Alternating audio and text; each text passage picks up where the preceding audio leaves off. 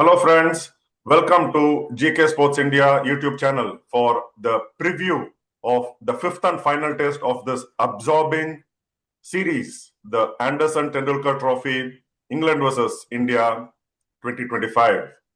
To discuss what's ahead in the next 5 days, our own expert, good old K. Srinath, who represented Tamil Nadu and Karnataka in the Ranji Trophy in the 90s, before taking up serious umpiring BCCI panel, K. Srinath. Sri, welcome again to the Kumbi-Gikku Show and the Oval Test match. The series cannot be positioned in any better way. Of course, it could have been India leading had they played better, applied themselves in the previous test matches, but it is England leading 2-1 with the series still alive for India. If they win, they square the series like you mentioned in the review of the previous test match a couple of days ago. Or if they draw, the series is England's. So your opening thoughts ahead of this test match? Thanks, Jiku. I think a young resurgent Indian side has done really proud there for themselves as well as the team per se. And yes, a couple of small passages of play, maybe in the test match at Lord's, and the last one at Old Trafford, the scoreline would have been reversed. India could have been ahead by 3-0, not 2-1. So it's those small passages of play and key moments. I thought England played well, and that is why we are sitting on a scoreline of 2-1 England ahead in this Test series, as we are entering into the final Test match of this really absorbing Anderson-Tendulkar Trophy. I think this Test match series has been a testimony to, I would say, in many which ways, a revival of Test match cricket. I should say it was rejuvenating to watch some exciting cricket over the last four Test matches, 20 days. All the Test matches having gone into the final day, into the final session, which is a testimony to Test cricket. So Test cricket, it's a fantastic name. It's a test of your ability, your skill, uh, handling pressure. So it's just a test of everything. I think this series has proved that Test match cricket is back at the hilt. It was always discussed about being the Ashes, but in the recent past, maybe a decade and a half, I think whenever India has played England or Australia, it's been uh, edge of the seat thrillers. Yes, a lot at stake for both the sides in the last Test match. England, if they can win, they win 3-1, or if they can hold on to a draw, it would be 2-1 still in their favor. For India, everything to play for, pride, and a victory under the belt would, even the series, which would be, as far as I'm concerned, apt result for this Test match series. Certainly, and the news coming from the Oval is that England will be without Ben Stokes for the final test match. We saw him hold his right shoulder. He did not bowl on the fourth day of the test match at Old Trafford, holding his shoulder while bowling, walking to his run-up on the fifth morning of the previous test match. He seemed to be in pain, but then he has not recovered and he is out of the test match. England have named 4 changes and they have brought in Jamie Overton. They are with 3 other changes. Josh Tongue is back in the playing 11. And you have been speaking about Gus Atkinson. Finally, he gets a chance to play in this test match after waiting for four test matches. And we see Jacob Bethel. He will be taking the number 6 position, which was held or which has been held by Ben Stokes for quite some time. So how do you look at Ben Stokes missing this test match? Will it hit England hard? Because he has been their chief wicket taker and he is one of the main reasons for England leading the series 2-1 with the bat, with the ball. And like you always keep mentioning, his run out of Rishabh Pant in the third test match. So the impact of Ben Stokes and the 4 changes, will that hit England or will it still give them the winning edge? It's a massive loss for England because the whole of this series running into the fifth Test match, I think their talisman has been Ben Stokes. It could be with the ball, with the bat, his smart leadership. his swift fielding skills. He's bought. He's actually been the impact player for England in this series. And when you talk about a leader, I think he's been a leader in all walks there on the field. Well, Jofra Archer was bound to miss because we saw him clock in excess of 140 on a regular basis when he played at Lord's. So, mind you, I was mentioning back to red ball cricket after 4.5 years. It's not easy to be back on the field and be out there for 5 days. So his speed guns dropped. He was not clocking anything close to 140 on a regular basis in the last Test match at Old Trafford. So his body was giving way, and it was a known fact that he would be out. Josh Tongue had reasonably good couple of Test matches. He makes a comeback. So is Gus Atkinson. We've heard a lot about him, saying that he's somebody who's you know quick on the speed gun, excess of 140. Again, none of these guys, including Jamie Overton, have had much Test match cricket under the belt. So forced changes, the new captain who's struggling with the bat. This certainly is going to be a big test for England, at least to save face. Forget about winning, drawing this game. So big boots to fill, and it's a massive loss for England. If Ben Stokes not turning out. Also, the worrying factor would be they have an Ashes series coming up later this year, and Ben Stokes will be very, very crucial for England. So it's only a matter of time we'll get to know whether Stokes can be the same old Stokes because he's bowled a lot in the last two Test matches. Yes, forced changes, couple of changes that have been made by England. It's only a day where we get to know whether the playing 11 which England has announced would be good enough to take India on in this last Test match. Yeah, so you mentioned about Jofra Archer missing out. Of course, Ben Stokes and the other two who go out from the previous Test 11 are Brydon Cars and Liam Dawson, the left armer who was brought back to Test fold after 8 years, but gives way for another player.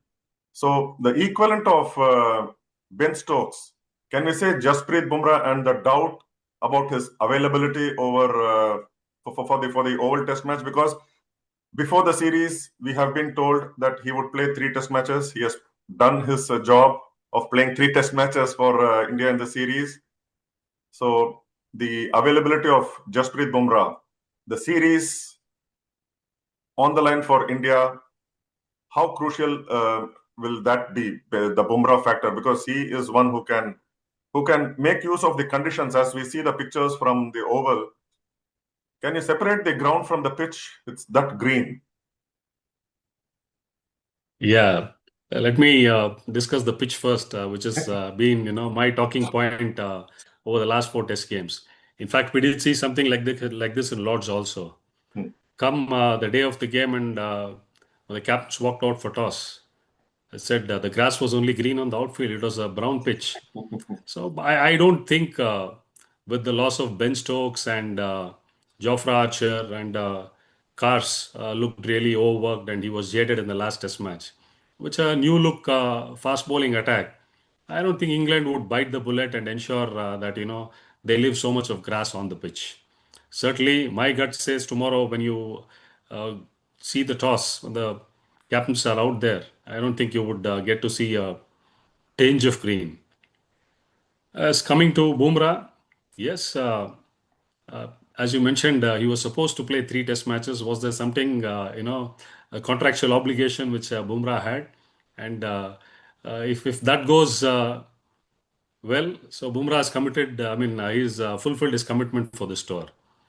Well, Gambhir has said that everybody is fit and raring to go, but some conflicting reports coming in from the medical team of the BCCI saying that long term Bumrah needs to be rested. And a surprising factor also, he was also not up there anywhere consistently on the 140 plus marks. Could be because of a niggle, whatever. And mind you, since the 4th day morning of the Old Trafford Test match, he's not had a bowl. So 2 days of rest plus 3 days between these two tests. 5 days could have done a bit of good for a sore body. Having said that, series on the line, you need to have somebody with the experience of Bumrah. and he's somebody who can turn the game on its head with just one spell. And he also would be raring to go, his body permitting. He's not had a good test match in the last outing. I think again, I'm not a great fan of numbers, but in his 48 test match outings, I think it was the first time in the last test game where he conceded more than 100 runs in his bowling spell.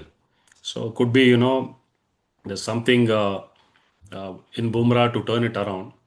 Yes, if he doesn't play again, it would be a huge loss for India, because again, the spearhead would be Mohammad Siraj. Right. So, and Bumrah, if you know, India have won two test matches at the Oval out of the 14 played between the two countries. The last one, the second was in 2020-21, 21, when Bumrah was part of it. He picked up wickets. India won by a quite margin. So maybe Bumrah's presence, and of course Jadeja was also part of the win last time. So maybe that could be some thing that India can look up to and give his final shot at this series. Maybe he could, for workload management, be rested for the home series, which is about a couple of months away against South Africa and West Indies, four test matches.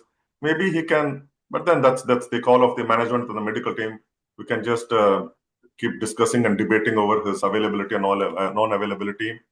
But there is going to be one forced change for sure. Rishabh Pant ruled out because of his broken toe from the previous test match. The replacement, Ian Jagadisan from Tamil Nadu, flies in. But then this gives Dhruv Jural a chance to be in the playing 11 and also bat. We have seen him keep wickets, substituting for Pant in the previous two test matches. But then Dhruv Jural in the playing 11. What other changes do you foresee in this upcoming test match? Yeah, true. One force change is Jurel coming in place of Rishabh Pant. There are no two things about it. Well, if Bumrah is fit and playing, and I heard that all the other three seamers, including Akashdeep, Arshdeep, and Prasid, have had a bowl, and everybody is raring to go and fit. And mind the oval traditionally has been a pitch and a ground wherein the fast bowlers and seamers have done the bulk of the damage. My heart goes out to Kuldeep Yadav. So it could be another 5 days where he's going to warm the benches. If he did not find a place in the playing 11 on the four dry pitches which India played on in the previous four test matches, even if the grass is shaved off in oval, with the sort of conditions prevailing there, I have my own doubts whether he would be playing ahead of Shardul Thakur. Though Shardul Thakur has been underutilized as a bowler, could be this infatuation of having an all-rounder who can bat a bit at number 8. I think that's something Gautam Gambhir has always looked upon. So the two spinners obviously would be Washington and Jadeja. Of course, they've done extremely well with the bat, and Washington in fine form with the ball in the last two test matches. So playing a third spinner, that to an unorthodox left-arm spinner, would certainly be a luxury. So if at all I see something, again, one game wherein I felt that Anshul Kamboj did not look fully fit, because he's not somebody whom I've seen clock 125s. And 125, 129 was the maximum speed he bowled. Is just not going to help either him or the cause of the Indian team. So if Akashdeep is fit, or even Arshdeep, maybe they could ring in a change of trying to get an Akashdeep instead of Anshul Kamboj. And Bumrah fit enough to play. He certainly should be the number one bowler. In case Bumrah is not fit, then the toss-up would be between Arshdeep and Prasidh Krishna. But I feel the management is looking more towards Arshdeep. Maybe he could provide that variety bowling with the left arm. So this is what I foresee, because it's only a force change that India is going to look at, rather than making any tactical change. So again, pitch condition, it's going to be very crucial, and if it's going to be devoid of any grass, so it also could be a call the management could take up and say they might, give Bumrah a rest. But as I said, series on the line, Bumrah would certainly be a big boost for the Indian playing 11. And the whole of this series, the previous four test matches, we have not only seen some performances on the field, but also some off the field and even some on field heated exchanges or exchange of words between the players. The evening of the previous test match where openers took time to play and just played out 1 over where they could have played 2 overs, and the handshake offered by Ben Stokes at Old Trafford, which was not accepted by, and fairly enough, by Jadeja. We also saw leading up to the test match day -2, India head coach Gautam Gambhir fighting, of course, not physically, but with war of words with the head groundsman Lee Fortis of the Oval. Will that give a boost to the Indian team and pep them up and maybe level the series? How did you look at the whole episode of? And can you, if as per the laws, what it says, you have to be around the square, not enter the certain portions of the square. What is it all about? Of course, we heard Sitanshu Kotter, the assistant coach, saying that the groundsman has always been overprotective, and we know groundsmen are overprotective and possessive about what they dish out to the teams. So, how did you look at the whole episode? I think to start with, he's provided enough fodder and fuel to propel the morale of this Indian side. Because as it is, they batted brilliantly in the fourth innings to save the test match, and certainly their tails were up. And what better start would you need? Getting into the fourth test match, a fifth test match, the decider, 2 days before the game, an altercation happens on the ground, and this certainly would fuel the Indian team. I think England would certainly regret the behavior of the chief curator 2 days before that. Yeah, coming to the square and the playing pitch per se, 2 days before, absolutely. I mean, anybody who is a part of the team can definitely have a look at it. So once the day of the game, only the captain and the head coach of the team can walk on the pitch, provided they are wearing non-spiked footwear. The rest is anybody who's the part of the team. The pitch area is roped. They can have a look at it from outside. Typically, you see the bowlers mark their run-ups, and they just have a spray at that particular point at the top of the run-up. So I think what transpired there, we are not clear about it because there are so many varied news on the media. So it's no point in trying to get carried away by that. But this is what the rule says. So I think it's good enough, ignition for the Indian team to go out there and prove a point. As I said, 5 days from now, England might regret the act of what the chief curator did with Gautam Gambhir. Maybe so that would give India their third victory at the Oval over the years, and it has been among the oldest test venues. India has been playing at the Oval since they first started touring England way back in 1936. And looking at, just mentioned about India having played 14 test matches, winning 2, losing 5, and drawing 7 others. So definitely there is going to be a result, and we have seen a lot of outright results in this in the last couple of years. Like we mentioned in the previous test match preview about so many test matches, only a handful ending in draws. The most famous victory at the Oval, India versus England, provided by Ajit Wadekar's team, 1971. The first ever time India won a test series in England, following the first ever test series win in the West Indies. Ajit Wadekar and B.S. Chandrasekhar, the hero of that particular win, 6 for 38. You must have been just about, 3, 4, 5 years or below when that happened. But we have heard so much of that, and I was just not even born then. Heard a lot of that. What memories does that win provide? Yeah, very early days. I was a toddler, 2 years old. Maybe I had picked up a plastic bat and a ball at home. Oh, But wow. yes, post whatever little bit of knowledge I had about cricket, started reading about it. And of course, modern day, we have footage of that particular test match. Yes, in the annals of cricketing history, as far as India goes, that was a very, very famous victory. And mind you, the gentle giant, the great man, Mr. B.S. Chandrasekhar. So many a times when I have struck conversations with him, I have never tried to even eke out a single thing about what he did in Test cricket when he played for India. Forget about that England victory. So it's still a mystery. that is the nature of that great man. In fact, I speak to him once, maybe in 3 or 4 months. Cricket is the last thing we discuss. Cricket we discuss, but what he's done, that has never come out till today. And there are certain people who are great achievers. Another one is Mr. G.R. Vishwanath. We all started taking up to cricket by watching this little master play. Never ever were we able to get one line out of him saying that, sir, how did you manage to get that 97 not out in Chepauk? Or talking to Chandra sir about a 6-4. He said he bowled, it happened, that's all. Nothing about the way the modern day cricketers discuss or dissect about saying how they went about the whole thing. But yes, very fresh in my memory because we've got footages of those things. It is so nice and really encouraging to see the way they celebrated a wicket.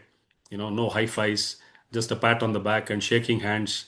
The way things are done differently today with so many television audience. I think cricket played in the 70s and what is being played out in the 2025s are totally different. Entirely different, and the catches Eknath Solkar took just maybe just under batsman's shoulder or body, not minding whether he got hit or not afraid of getting hit. No protective gears those days, no shin pads, no helmet. Still, Absolutely.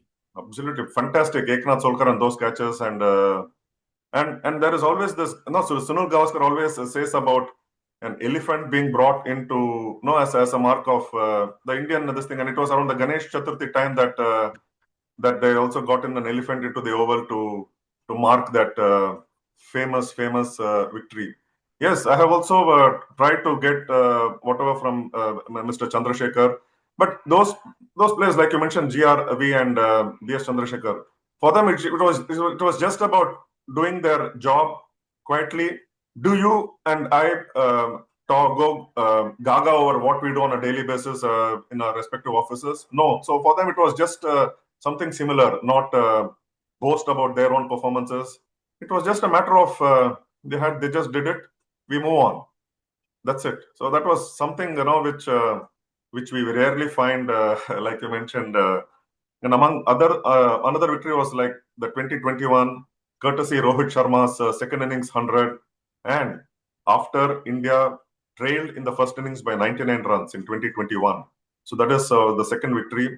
We also saw some memorable performances. The standout being Sunil Gavaskar 221 and India almost chasing 438, only to fall short by 9 runs and draw the test match in 1979, and Anil Kumble's test 100, the only test 100 of that particular series where no other batsman managed to, which is still a proud thing for Anil Kumble and your own, your dear old friend, who I also got to know a bit over the years.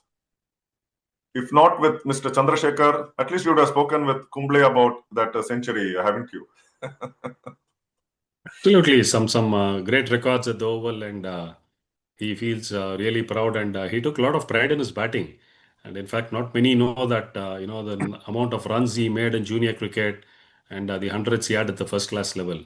Just that the number of overs he had bowled, and many a times playing at home, he never had the opportunity to bat because India would declare at 5 or 6, and Kumble used to come and run through the sides. Yeah, well, a lot of history connected with Oval, and hopefully 71, 20, 20, 22, 21, and 25. Looking forward to a third victory around the corner. Yes, eagerly looking forward to the start of the fifth and final test match.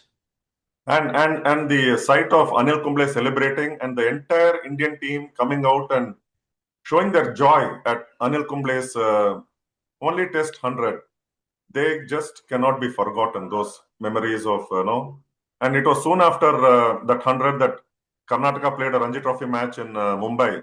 Rahul Dravid was also part of that Ranji Trophy game at the Wankhede, and could just talk about that particular 100 for a brief while with Kumble and Dravid at the boundary line before the Ranji Trophy game.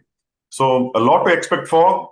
So much of exciting moments in the next 5 days. Your closing thoughts before we wind up this preview? Well, I think the momentum is with India, and if they can bat, like they batted in the last test match, and hopefully a fit Bumrah playing this test game. I think the edge is with India. And as I said, India winning 2-all verdict in this series would be the apt result because both teams have played very hard cricket. There have been moments that have been seized by England, which has put them in the lead at 2-1. To me, it looks like a game which is on India's side, subject to how the pitch is being doled out. If there is greenery in the pitch, I'm certain India will win this game on a canter. And if at all the grass is shaved off, good hard game. But as I said, England's biggest loss would be their talisman Ben Stokes. To me, 2-all this series, the best result, India winning this one. Certainly can't agree any more better than a 2-all result. That would sum up this series the way it has been played, and fantastic. So on that note, thank you, viewers. We'll be back again with the review of the old test match. Thank you. Take care. Stay safe. And Sri, thank you once again. I can't thank you enough. Thanks, Zico. Bye-bye. Pleasure.